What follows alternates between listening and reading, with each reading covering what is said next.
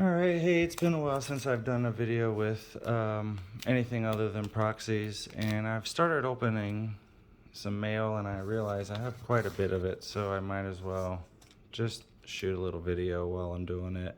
I'm rebuilding some of the decks that I took apart. A while back I stopped making videos just because I had some other things going on, but I've since I don't know, kind of spread out my time among a few different hobbies rather than all in on one hobby at a time. So I'm just gonna go through this mail, and I'm rebuilding some of the legacy decks. I had Elves and Burn and Storm, and I also want to build Blood Moon aggro and 8 cast. I feel like that's a good deck. So this is obviously some burn pieces. Got some price of progress here. 4 price of progress. It's nice. It's real nice. Look real nice.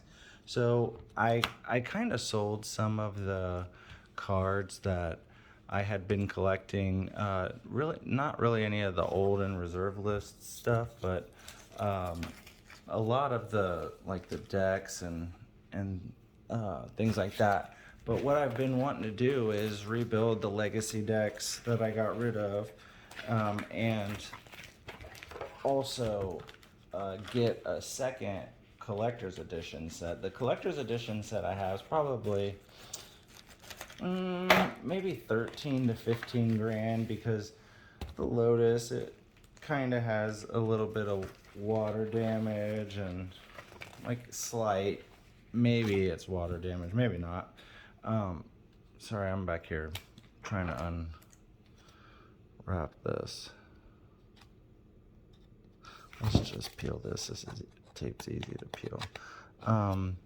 So I'm gonna go through all this mail and ooh, Lotus petals, yeah. And then recently I've bought a bunch of fetch lands and dual lands, and I found some deals on some Japanese Gaia's Cradles, so picked up those. I just been kind of going crazy on Magic cards. After I stopped with the singles and the and cracking booster packs, I just started keeping a lot of sealed product, as well as investing in like MetaZoo and Flesh and Blood, and actually I've invested in some other games, Grand Archive and Sorcery. So that's kind of just where I'm at, and I don't know, man. I'm into crypto. I'm also into cars. I have another YouTube channel where I like buy and sell and fix up cars and then resell them. And I try to do like exotic cars. I had a Lamborghini and like a 1,000 horsepower supercharged Corvette and stuff. I just try to make my hobbies profitable. Look at this beautiful Verdant Catacombs. I got a whole bunch of these full art dual lands. I think these are just beautiful. These are beautiful. I think I'm trying to complete the set of 20. I'm pretty close. I've actually got more than 20, but some of them aren't full art. Some of them are the regular art. But I think I still got close to the 20. Oh, there's more than one Lotus petals in here too. Let's check it out. Let's check it out. Yeah, I mean, we're talking, let's look at some beautiful Magic cards. Lotus Petal, this is probably the most nostalgic card for me.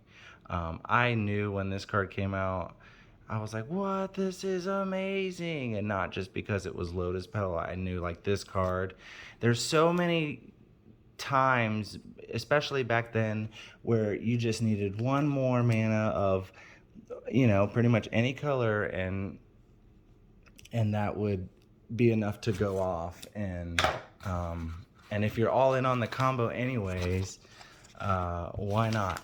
And one of my favorite times playing Magic, and I think they should recreate the format.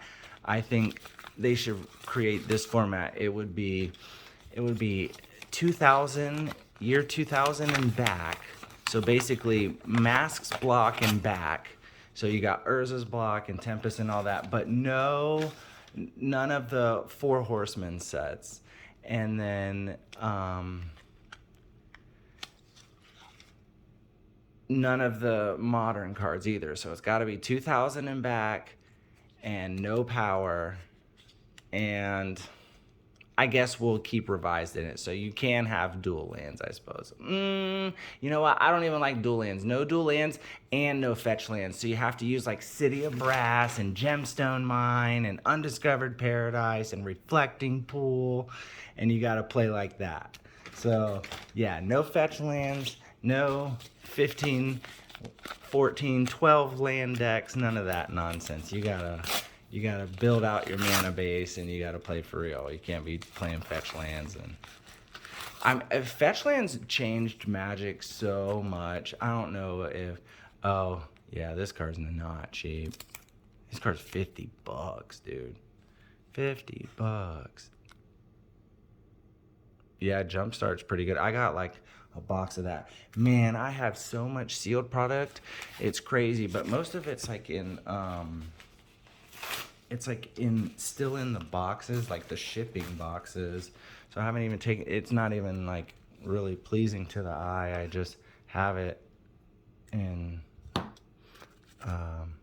oh, this is a nice, these are nice. Ooh, nice. I don't know if y'all were able to see and read the thing, but man, these have gotten cheap. They used to be like $50. These are a good buy right now. I'd say if you're looking for just certain cards to invest in that are a good buy at the moment, this is definitely one of them. And one day you'll get to see it. But yeah, I think it would be cool if they had a format that was just 2000. We wouldn't even have to include Masks block. I mean, the only thing we really get out of Masks block is like what? Like Rashad and Port, I guess. Like, is that even? I don't know.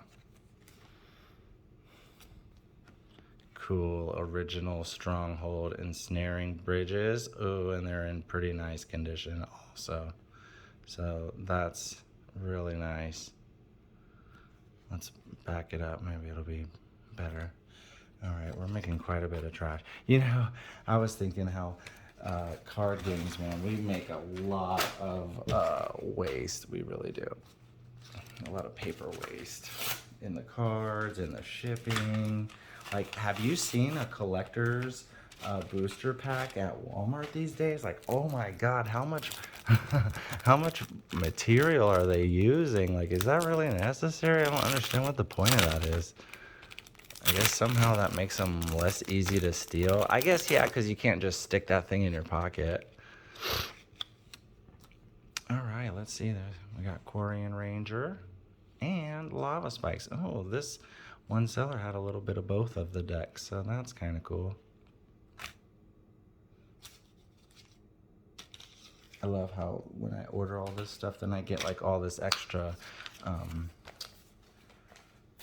sleeves and like containers and top loaders and just extra stuff. But I have a bunch of sleeves and stuff, a bunch of dragon shields and whatnot to put these decks. Oh, this card is so good. Heritage Druid.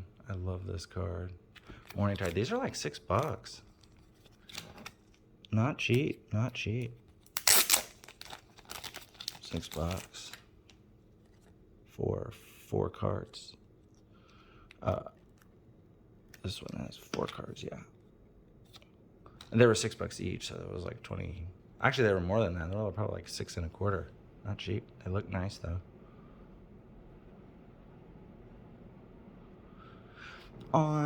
When I'm buying older cards, I don't care too much about condition really. I'm more like just for the price. I mean, at heart, I'm still a player and still a player, like playing the game. And So the condition doesn't matter that much to me. I'm still probably gonna play with my cards. But I do like expensive stuff. I'll still, like, if I was to play with power, I would definitely proxy that. Or even like dual lands, I probably would proxy that. Or like Lion's Eye Diamond or Mox Diamond, I probably want to proxy that. Just because I am not comfortable with strangers touching my cards that are worth thousands of dollars. If I'm just playing with friends, obviously it's not necessary. But even then, they're the ones that care even less. Okay, this is obnoxious. What is this? I think this is another fetch one. Oh yeah, this is Arid Mesa.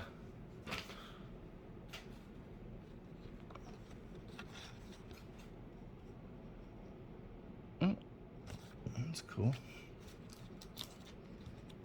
Let's get it off of this thing. Like, what the fuck was the point of this? Let's just take it out of this pathetic thing. Give me that. Here. We won't just do that. There we go.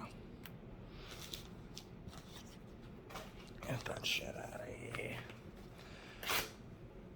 So, yeah, I'm thinking the best deck in Legacy, I mean, other than, like, who comes to Legacy to play Delver or Jeskai Control? Like, that's not me. So, like, I want to just do busted stuff and win early. Because I wouldn't say 8-cast is a deck that could win on turn 1, but it is doing, like, unstoppable stuff. It's pretty gnarly deck, so and I mean, I guess mono red's kind of controlish, but it's still beating you down while it does it.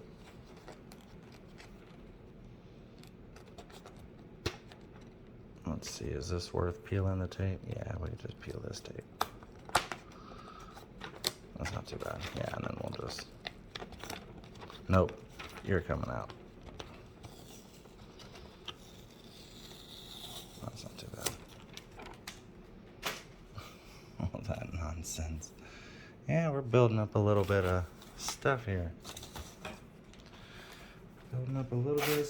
So, the good thing about 8-cast and mono red, Blood Moon aggro, it's, I guess this is probably the other half of the Lotus Petals, is that they share a lot of the same cards. I'm just going to leave this. So that's really nice. Anything in top loaders, we're gonna leave. Arid Mesa. So I told you that I got about 20, like the whole 20. A lot of them I've already received. So I started just doing this whenever the mail started piling up. And now it's like, you know, sellers have done their due diligence and made sure to get me my product in a timely manner. So I want to go ahead and get it open and get it and get them their reviews. There's the other Allosaurus Shepherd. I actually only got 2 of these at the moment. I'm gonna get the other 2, but I'm still missing like sideboard cards and stuff for that deck, and I only have 1 cradle at the moment. I got 1 more Japanese cradle coming, and then I already have the dual lands. But I'm probably gonna be picking up, I think I'm gonna start, I really want that other collector set, and I have enough to get it, but I just want to make sure that I leave a nice cushion when I do pull the trigger on it. So I wouldn't have a big enough cushion. Also, I'm waiting for the new Z06 to be released for purchase. I've been waiting since September of 2020 for that car, is when I put in my reservation initially, which was pretty much right when they announced the car and started allowing the reservations. There was also another wave of reservations when GM launched the video. But enough about cars, because maybe not everybody's into cars. But I'm into cars, cards, and crypto. My wife says she hates it, but really she loves it because it's it can be a lucrative hobby, and it will be our retirement plan. So this card is really good. Burn is underrated. Actually, right now, it's a very good deck against mono red aggro, obviously, because we're just playing mountains anyways. It's a very good deck against Delver, which is the #1 deck. It's a very good deck against Jeskai Control, which is the #2 deck. And it's also very good against 8-cast. And it's decent against elves. Its only real bad matchup, and I wouldn't even say it's a bad matchup because it's more of a coin toss, and I love this card. In Japanese, dude, this is just too cool. Japanese lightning bolt with the new art. Sick.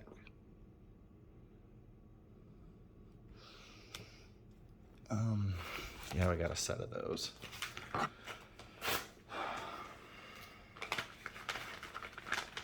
Yeah, Green Sun Zeniths, man, they've gone up. They used to be like $5. Now they're like $25. That's crazy, huh? Elvis Visionary, what a cool card. So is Multani's Acolyte. You know, Reed Duke likes to play a one of Multani's Acolyte as like a 5th Elvish Visionary, which is kind of cool. Oh, I bought a bunch of these just because they were cheap, and it was like the shipping was 78 cents and the cards were like 17 cents. So I just got like 10 of them. Why not? Not like they're ever gonna go up, but they're just. I don't know. I could see them needing more than a single play set or something. It's just a cool card. Oh, these are cool too. I made sure I got the whole set like this. Is this more than one? Yeah, I think this is a play set. Oh no, it's just 2. I like these smoke shields. These are cool.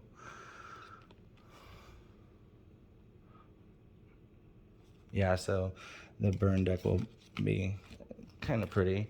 You know, I was thinking on the Legacy 8-cast deck, there is a lot of cards in that deck that you could play the full art versions of. So I'm thinking about it. Like go get like some full art, a lot of full art foils and stuff. Maybe some full art foil. Force of Wills or something, but I already got a set of Force of Wills, so it's like, I think I'll just save the money for something else. Like I said, I'm trying to save up for that other collector's edition set because it's just really important to me. I'm not sure why. Like I have no desire really to collect any other sets, but the collector's edition set, and I know it was released, it was only $50. You know, I've never told this story because I've always been kind of embarrassed to tell it. When I was, I guess I was 9. I had just turned 9. I was in Walmart and I saw, I always looked at the sports cards. I was a sports card nut when I was like in 2nd and 3rd grade. And so I'd always go up to the front of the store and look at the sports cards.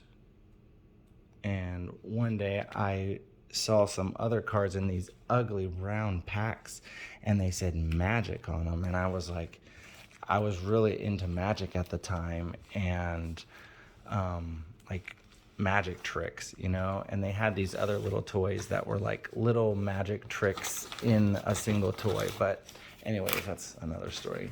And so I saw it and I saw the package and it said, "Welcome to the shores of imagination." And I thought to myself, you know, I'm starting to learn about marketing and stuff and I'm not so sure about this. But I got a pack of them And I honestly don't know if it was even, I don't know what set it was. I don't know if it was Arabian Nights, Alpha, Beta, Unlimited, Revised even maybe. I don't know. But I remember it was one of those like white and brown, like the old school. It could have been Beta or Unlimited, you know. It could have been any of the early packages. And Arabian Nights, I don't remember it being purple, so I don't think it was Arabian Nights. I remember specifically the brown, so it was probably Unlimited or Revised. And I did get the cards, but I don't know whatever happened to them. But then not long after that, I got really into the game, and I never found the cards. I don't know what happened to them. So yeah, might have had like a beta pack or something, and just never even opened it. That's kids for you. I was more interested in the sports cards and video games back then. But like I said, not long after that, I got really into Magic. Around this was like 3rd, 4th grade. I got really into Magic in like 5th grade. It was Ice Age,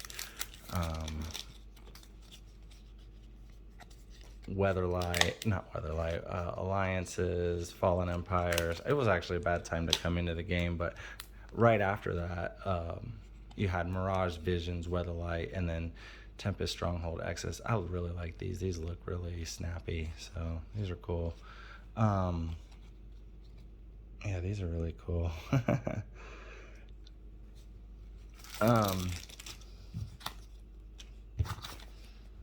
So yeah, I mean, the game got a lot better, and then Tempest, Stronghold, Exodus. That was an amazing time to be in Magic, and I remember when Standard was Tempest block and Urza's block, and I think 6th edition. So you had access to like Vampiric Tutor and stuff like that, and Birds of Paradise, of course, and but a lot of stuff was getting banned left and right. You see, back then there was the Recurring Nightmare Survival of the Fittest deck that won the World Championship, and that came out of nowhere, and it was immediately banned, but it wasn't in time for Worlds, so that deck got to run rampant for a little bit. But then you had the Stroke of Genius, Tolarian Academy, Mind Over Matter deck that was tearing things up, and then Memory Jar came out and was immediately banned because people would pair it with Megrum and kill you. It was a turn 0 kill like way too frequently. The format, it actually was a lot of fun, and then going into like Rising Waters, control decks after that, and then it just wasn't as fun for a little bit. So, that's why you hear about people quitting around that time and then coming back. But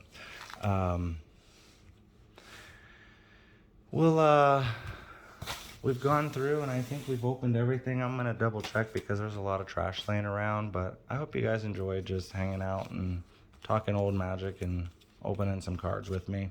It was fun, but I'm gonna get this stuff sleeved up and start putting some decks together. I got my binder is actually, this is my new house. I moved. I'm living in a different house now. Finally, me and my wife finally bought a house, but I got a binder. I don't want to spoil it yet. I'll save that for another time, but like I said, I've been getting up on my fetch lands, even though I'm so against them. But they're on right now, while Modern Horizons 2 is fresh. It's good to pick up the cards that are in the set for cheap right now. So that's what started to get me back into singles, and then I wanted to start building a few more decks. So there we go.